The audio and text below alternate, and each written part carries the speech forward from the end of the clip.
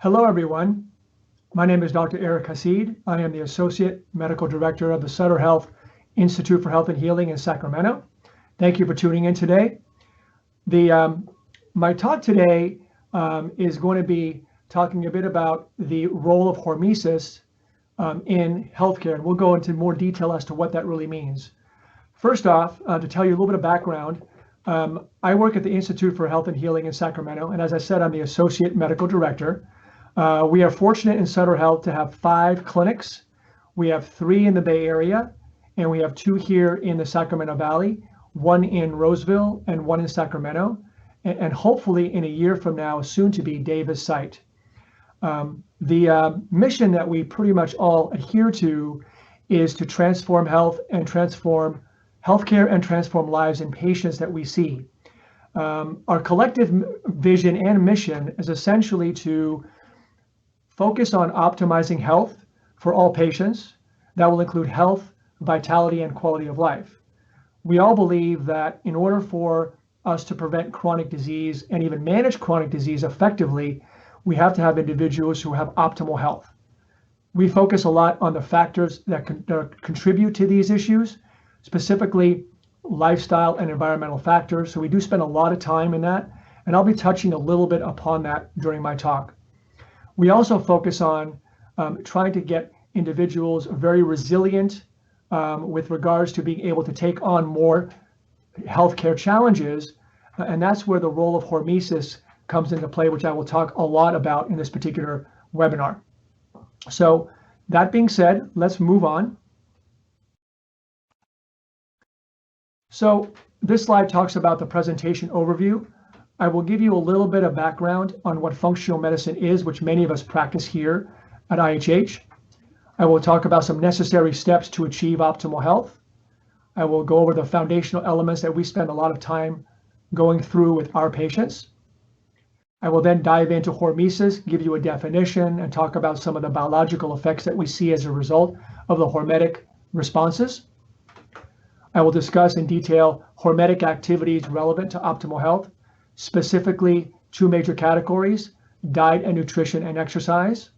And then I'll get into some concluding thoughts, and I'll give you a little bit of information on some references or recommended readings for you if you would like. So functional medicine is a discipline that many of us practice. It takes extra training and even a fellowship type training in order to be able to be competent to do that type of work. It is a type of practice that is not typically taught in medical school, but it is something that many of us have gravitated towards in a quest to try to restore people's health and get to the root of causes. So what exactly is functional medicine? First of all, functional medicine believes that achieving health is the cornerstone of combating and preventing chronic disease.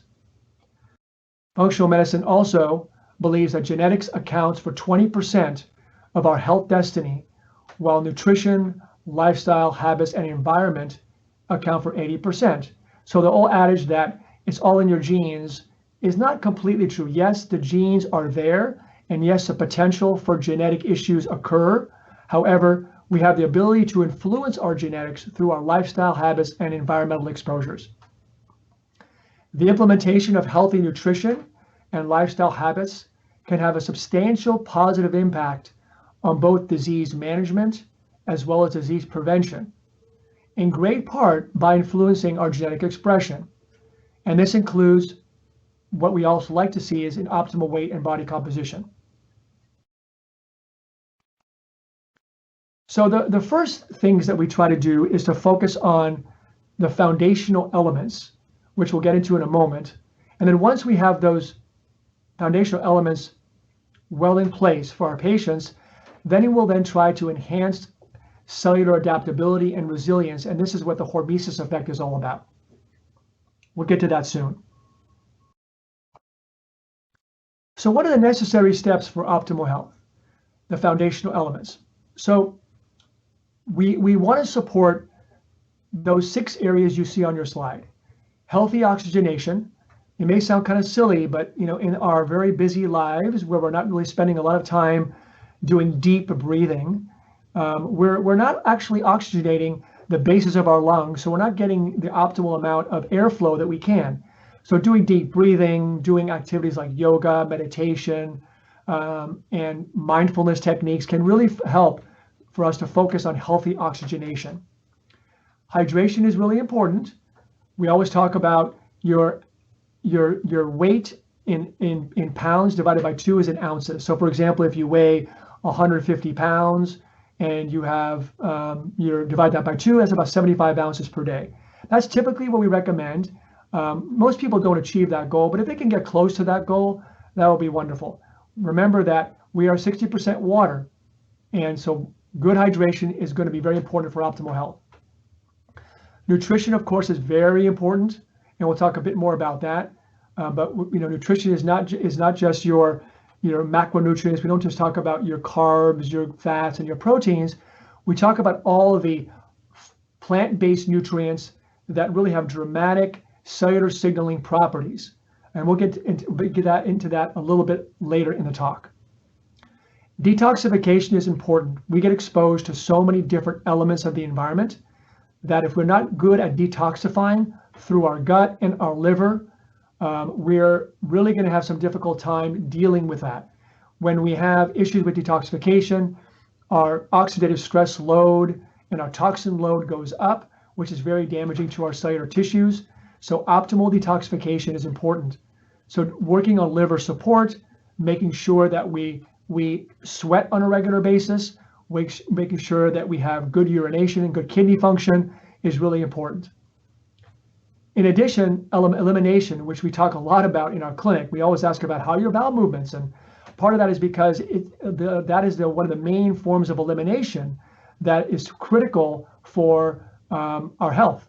If we don't have good bowel movements, we're not eliminating a lot of the toxins and bacteria that accumulate over time.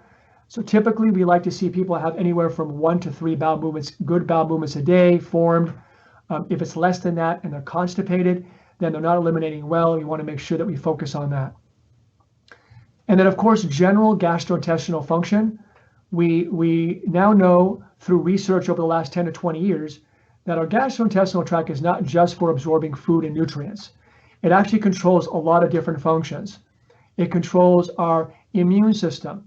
It controls our hormonal endocrine system. It controls our neurological system. It controls our inflammatory pathways and also participates in detoxification. And a lot of these activities are mediated by our microbiome, which is our sort of bacterial ecology that lives in our gut. That bacterial ecology is very important for us to be able to function well.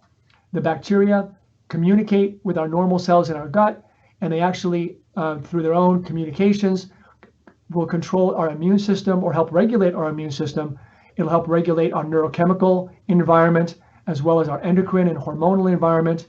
But in the end, if we have a very strong gastrointestinal microbiota, we have very strong barrier function and strong motility actions and strong ability to absorb, that is going to go a long way to improving not just our gastrointestinal health, but our overall health.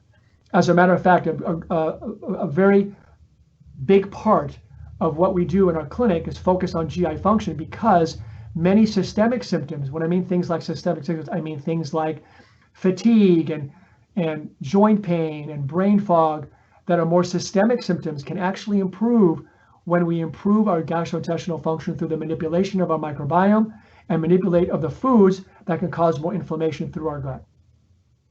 So those are the areas we focus on for support, and we spend a lot of time and energy and education for this type of activity. The next area will be to promote rest, relaxation, and repair, and this is very important. Stress reduction is big. I mean, obviously, during the pandemic that we're undergoing right now, COVID-19, people are under a lot of stress for a variety of reasons. So when our stress is out of control, that's going to affect our hormonal system, the stress hormone cortisol, the hormone adrenaline, all activate dramatically. Typically, those hormones will go up for very short periods of time during an acute stress. But when they're chronically elevated, that we see in chronic stress, which is most of Americans on a low-grade level every day, it will actually impact our health. It'll actually affect other hormones. It'll actually affect our blood sugar regulation. It'll affect our immune system. And at the end of the day, it'll produce a significant amount of low-grade inflammation, which is ultimately going to cause more chronic disease. So getting stress under control is very, very important for a wide variety of reasons.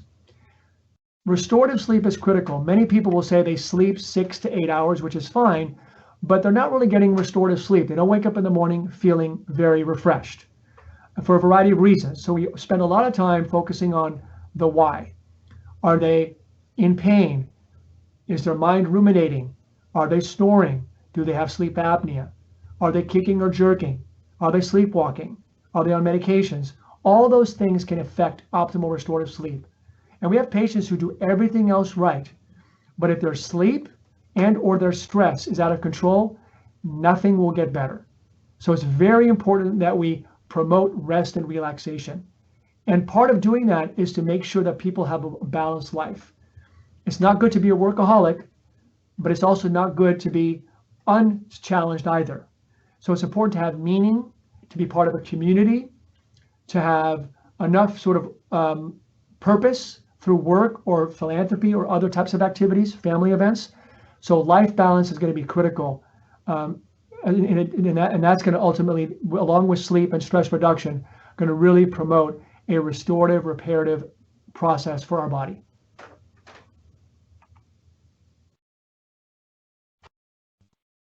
Now, let's get on to hormesis, this interesting term. So what is really hormesis? Hormesis refers to the, quote, existence of biological defense mechanisms that are triggered by stressful but subtoxic stimuli and culminate in the protection, repair, and enhancement of biological systems at the molecular, cellular, and organismal level.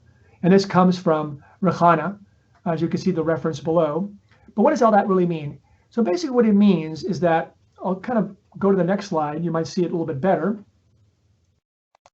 What doesn't kill us makes us stronger. You may have heard of that saying before, but basically what that means is that we all need a little bit of stress for our body to adapt appropriately to withstand a future more difficult stress.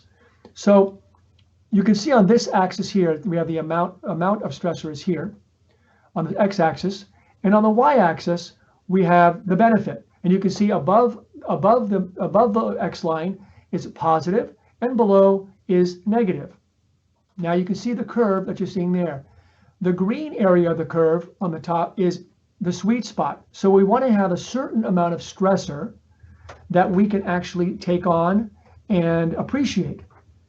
And we'll talk about some of those stressors that we are going to, we typically will partake in on a regular basis.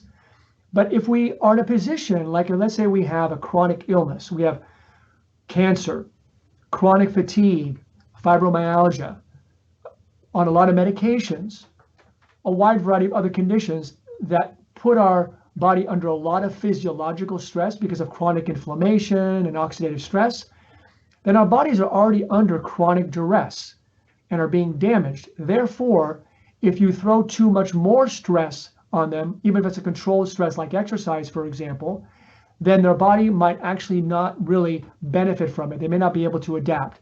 And if it's too harmful, what you'll see is you'll be on the red side of the curve or on the negative side of the benefit curve. So the idea is we got to try to find our own sweet spot. And that sweet spot for us is going to vary from person to person. How much we can tolerate depends on how healthy we are. If you're an elite athlete who sleeps well, who eats healthy, who's mindful, who's balanced, they can tolerate a lot of types of hormetic adaptive exercise or just stressors in general, like aggressive exercise. But others, for example, who have chronic fatigue, maybe for them walking, doing a little bit of yoga may be their sweet spot. As the individuals get healthier and healthier, the curve will shift to the right more and more, and the sweet spot will be shifting to the right. In other words, they can handle more and more. And the more they can handle, the more the body will adapt in a positive resilience way.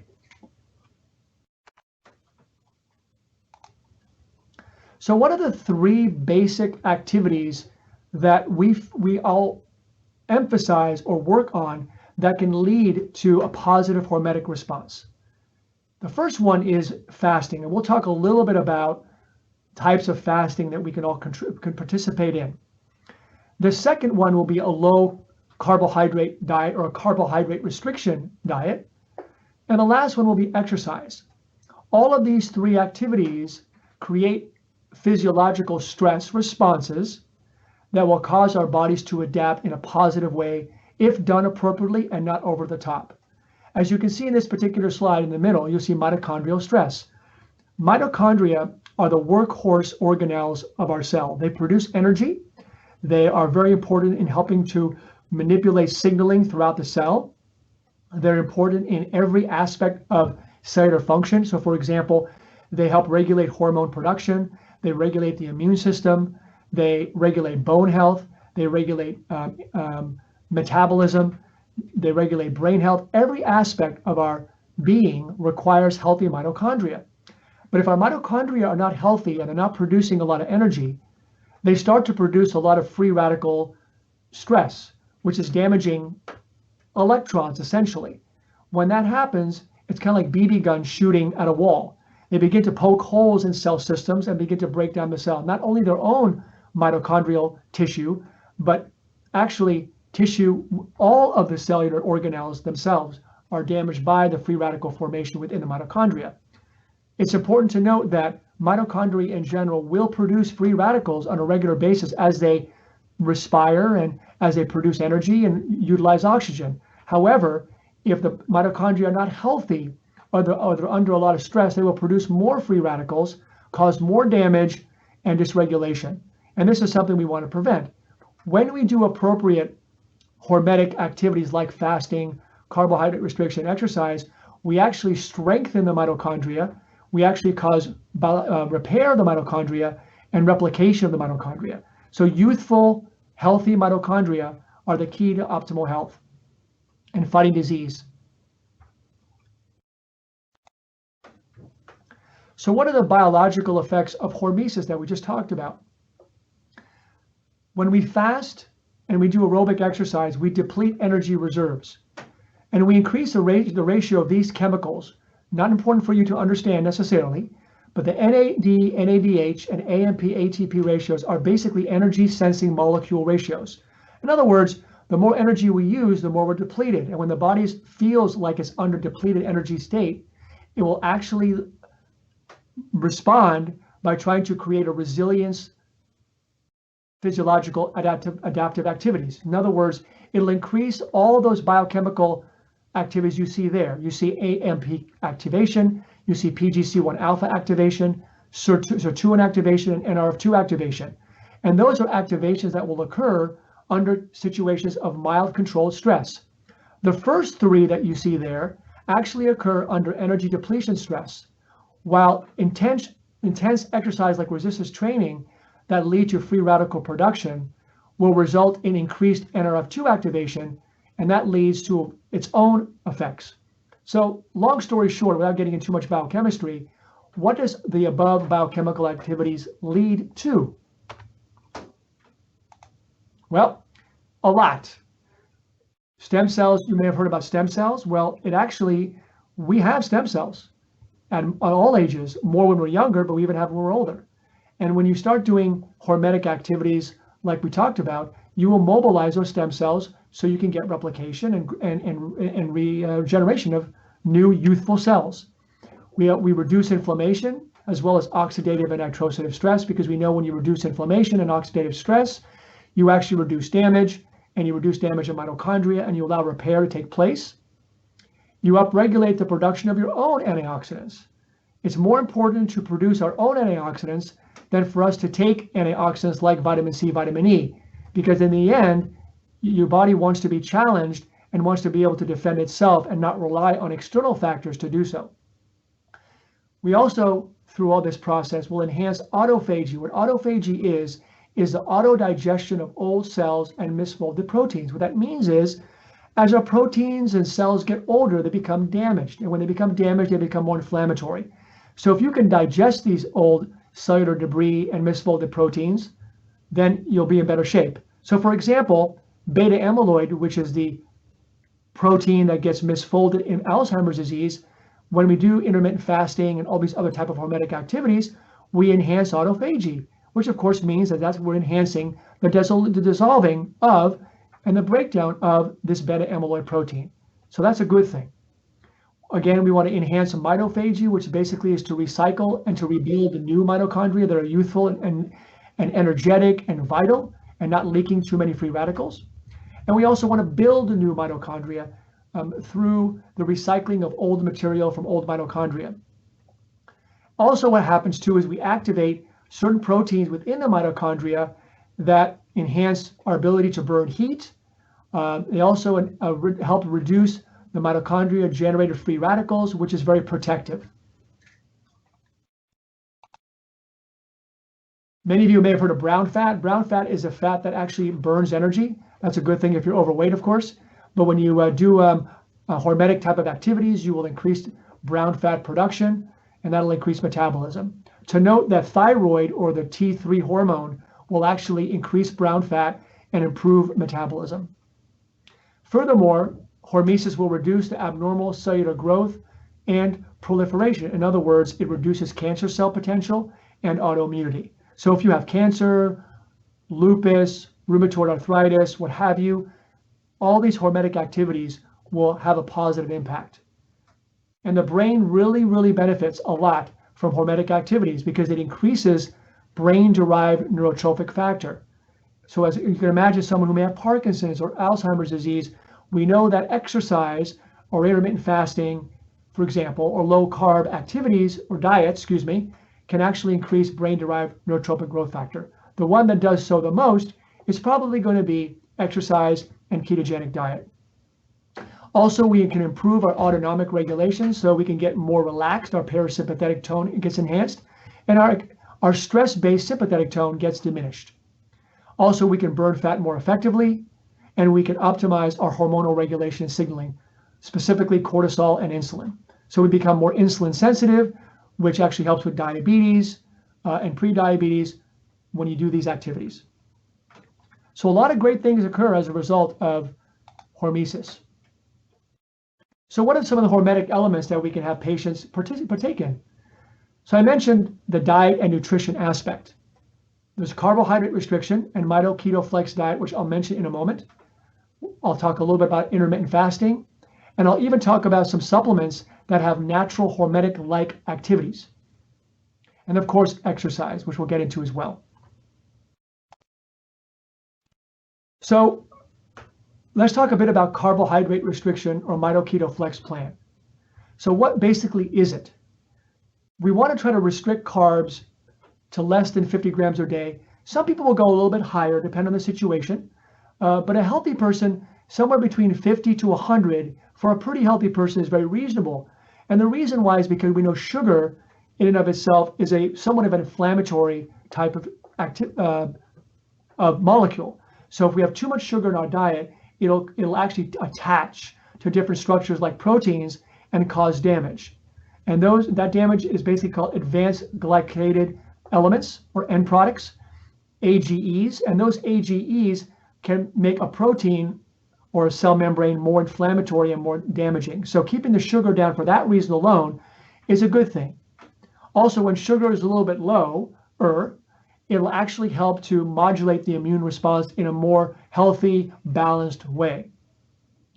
Also, what it does, which is a very important aspect, is that it reduces insulin production. And insulin production can be very damaging. It can cause inflammation, damage to cells. It can cause fat growth and fat deposition, which is problematic. So all those things can be improved by restricting carbs to ideally, if you can, less than 50 grams per day, but many people do fine with 50 to 100 grams per day. You want to increase the consumption of healthy fats and oils. Not all fats, not a lot of saturated fats or trans fats, but healthy fats and oils. You want to have a moderate amount of healthy protein, both from animal and non-animal sources, in order to maintain lean body mass.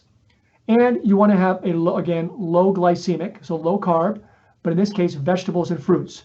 So for example, you may want to do fruits, a lot of fruits like berries are low glycemic, apples, cherries, for example.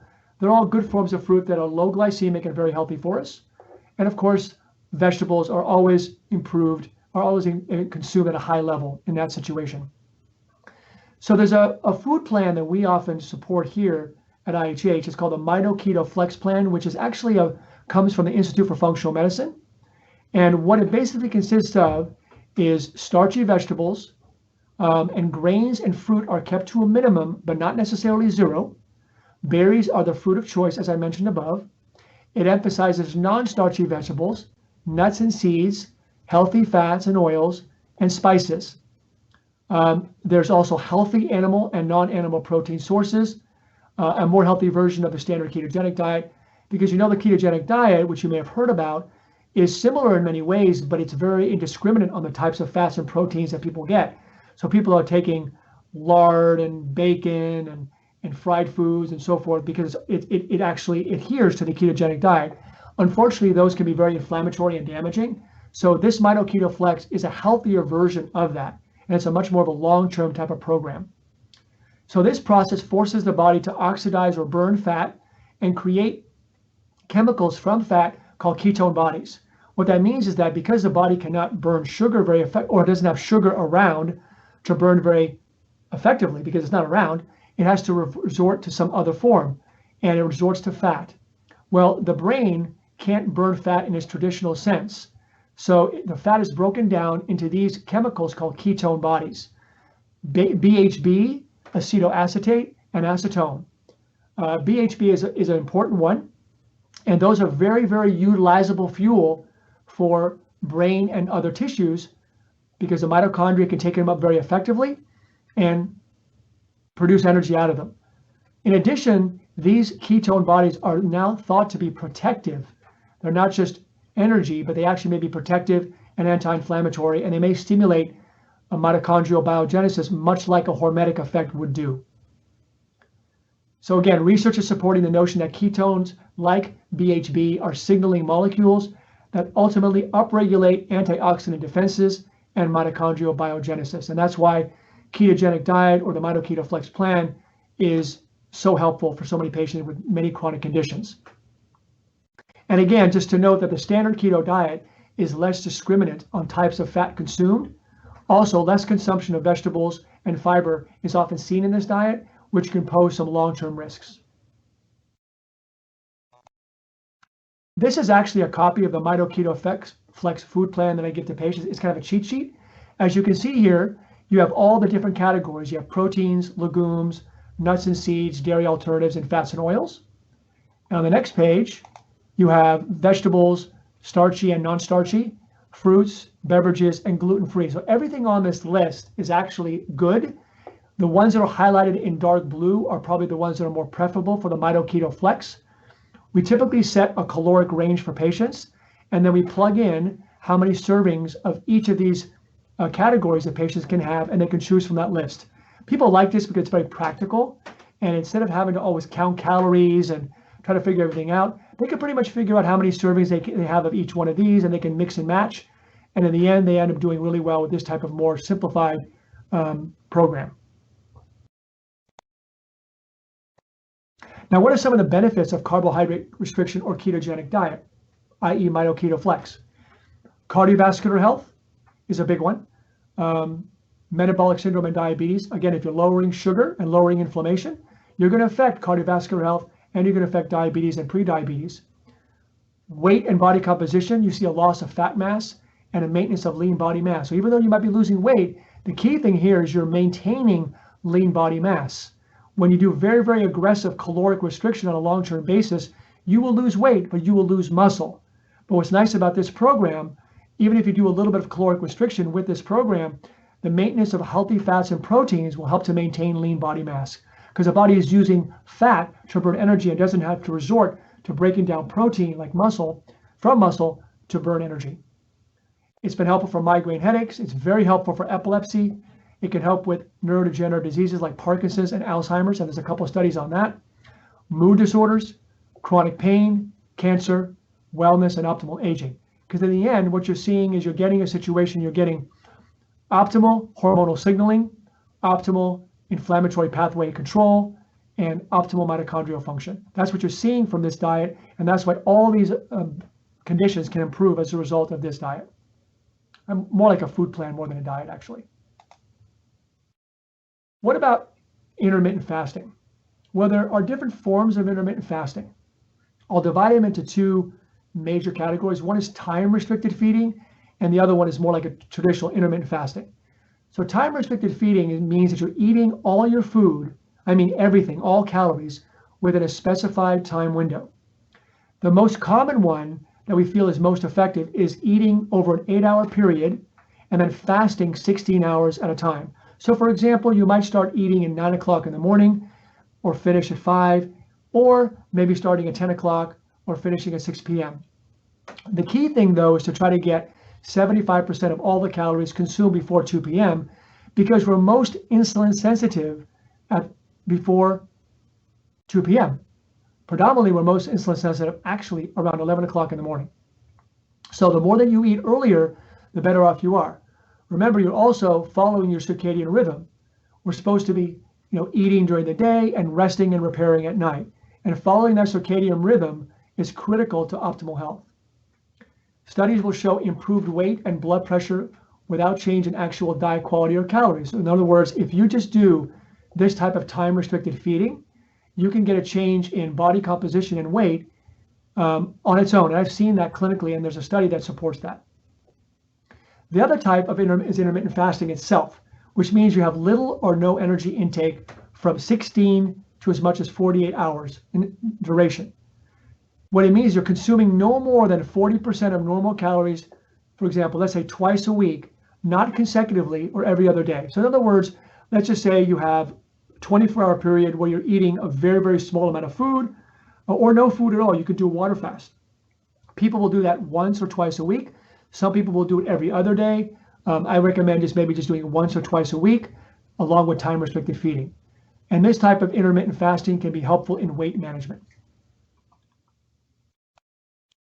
And then lastly, we have periodic fasting, which is fasting or fasting mimicking diets, usually lasting anywhere from 2 to 21 days. The fasting mimicking diet is one that's very doable. It was designed by Dr. Longo out of USC, his research. And what he showed is that you can do 5 consecutive days of lower caloric intake monthly for 3 months and then quarterly thereafter. And that can have a wide variety of dramatic biochemical as well as disease-based positive outcomes. So the program is as such. You'll do 5 consecutive days, let's say Monday through Friday. You'll do 1,100 calories on day 1, 800 calories on day 2, 500 calories day 3, 800 day 4, and 1,100 calories day 5, give or take. The calories can fluctuate somewhat, but this is the range that you do because you want to do lower caloric intake, but you don't want to necessarily have no caloric because it can be, you can do no calorics, but it's very challenging and people tend to sort of not be compliant with that. But this is something that a lot of people are able to do successfully and still get the benefits. And the reason why we get benefits is because the calories are low and the carbs are low and the protein is low.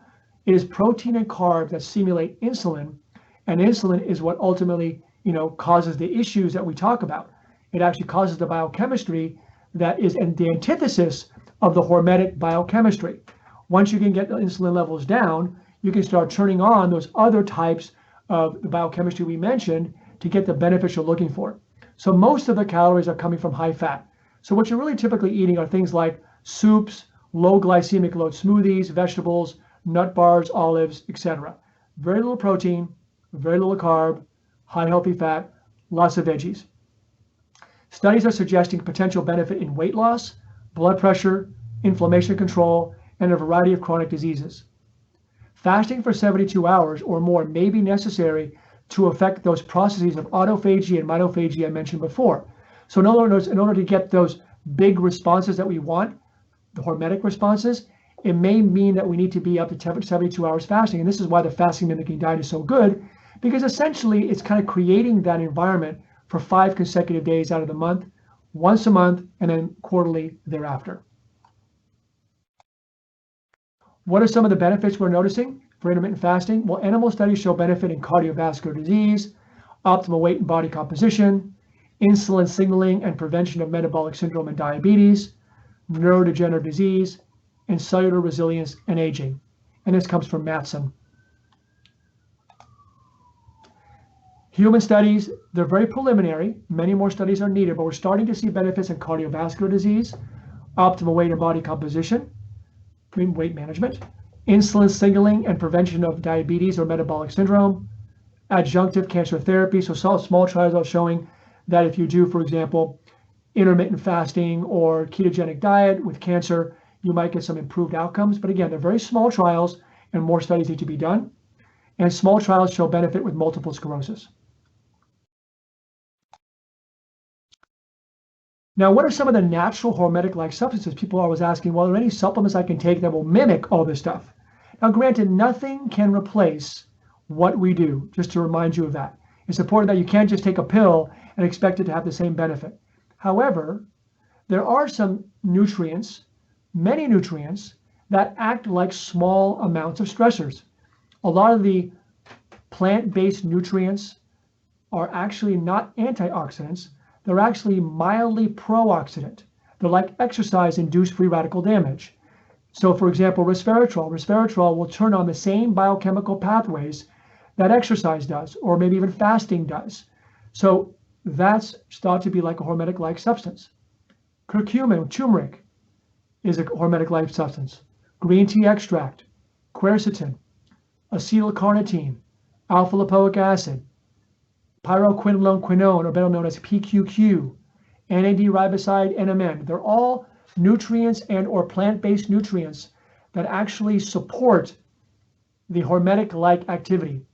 And the above nutrients will work on a variety of cellular resilience pathways, such as the ones I mentioned in one of the earlier slides, the AMPK, PGC1 alpha, the SIRT1, NF-kappa beta, NRF2, whatever. All those collectively will lead to increased metabolic efficiency, to better and healthier mitochondrial growth and repair, to the production of endogenous antioxidant chemicals, and the production of anti-inflammatory pathway activation. So all those things basically lead to better health and chronic disease prevention and better resilience. So we often do recommend many patients, especially as we get older, to consider consuming these type of nutritional supplements because they can be quite beneficial for them with regards to the hormetic-like effect. Hormones are put into this category. They're not typically hormetic-like substances, but they improve resilience. And as we get older, our hormonal levels will drop dramatically. So if we can optimize our hormones, that's always a good thing. So DHEA, testosterone, estrogen, progesterone, pregnenolone, melatonin, and thyroid are all ideally beneficial when optimized. So many people will try to replace them when they get older. Others will try to do other types of activities like focus on lifestyle and herbal adaptogens to manipulate the hormones they do have to a much better position. But in the end, optimizing hormonal balance is critical to optimal health. What about exercise? We'll get into that a little bit as well. So we know exercise is important. We know that both weight training and aerobic training are important. Weight training is necessary to build muscle mass and improve resting metabolic rate, which is critical for successful weight and body composition management. In other words, when you weight train, you build muscle. Muscle burns energy, and that means that you're burning energy on a regular basis, which is helping you to burn calories and lose weight. That's why weight training is so important if you want to lose weight and be healthy. High intensity interval training, which is a form of short bursts of high intensity exercise separated by some brief time of relaxation, may be more effective at improving body composition than standard longer bouts of aerobic exercise due to the afterburn effect of this type of exercise. In other words, if you do high intensity interval training and compare that to, let's just say, on a treadmill for 45 minutes, the effects on body composition and even overall metabolic efficiency may be better on the high intensity interval training than a traditional aerobic exercise. So it's not just time that matters, it's what you do and how you do it that matters. We know that studies are now suggesting that combining weight training with high intensity interval training, as opposed to weight training with standard aerobic exercise, does not hinder the desired muscle building effects of concurrent exercise due to competing biochemical effects associated with standard aerobic exercise and resistance training. In other words, if you do aerobic exercise and resistance training back to back, in many cases, the competing biochemical pathways that are seen in these exercises will counteract each other. In other words, the resistance training effect will be diminished. Not so much the aerobic activity, but the resistance effect will be diminished. However, if you do high intensity interval training with weight training, preliminary studies are showing that this is not the case, that they can be done concurrently and the beneficial effects you see from weight training can be maintained.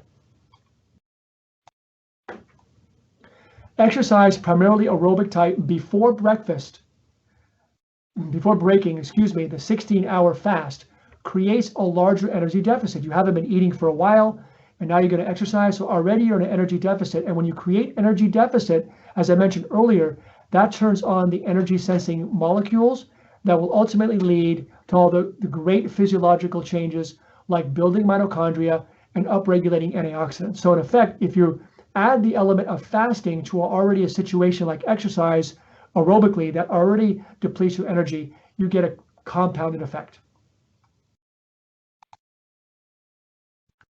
Intense exercise like resistance training will induce the production of free radical production.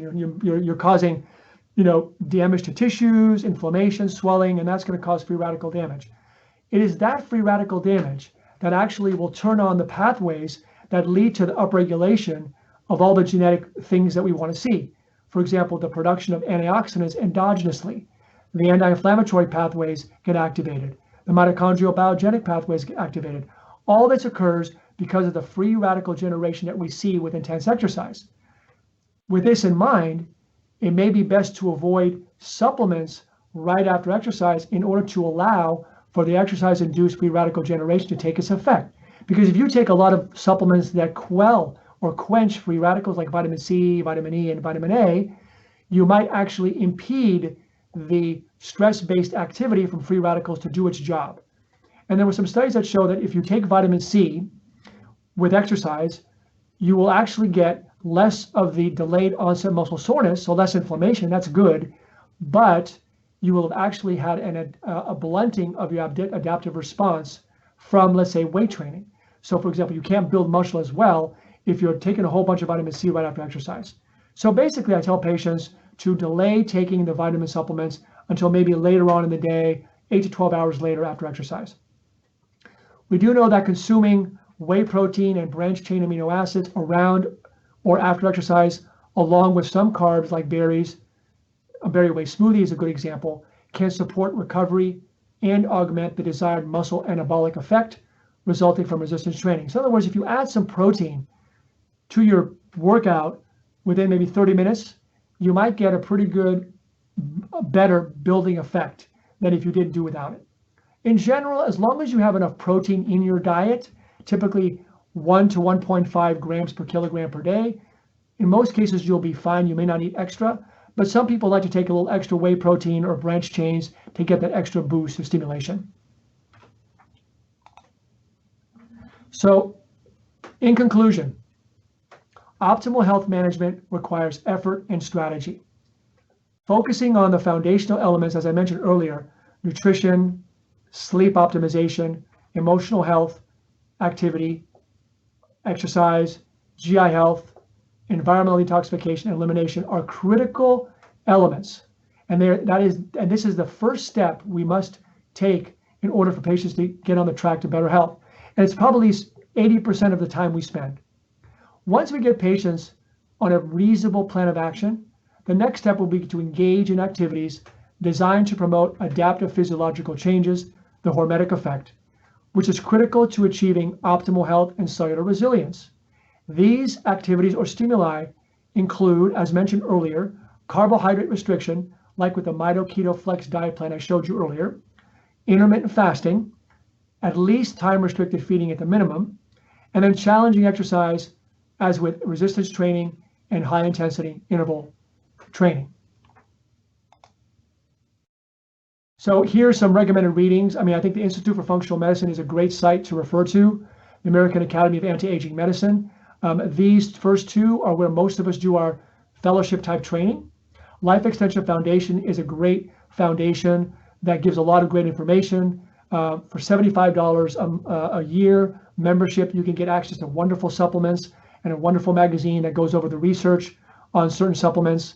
That's very helpful. And a couple other guides and books are recommended here as well. So thanks again. I hope you enjoyed this talk. I mean, I know it's virtual. It's not quite the same as being live, but hopefully it was informative and it's actionable. Thank you. Thank you very much. Be well and take care.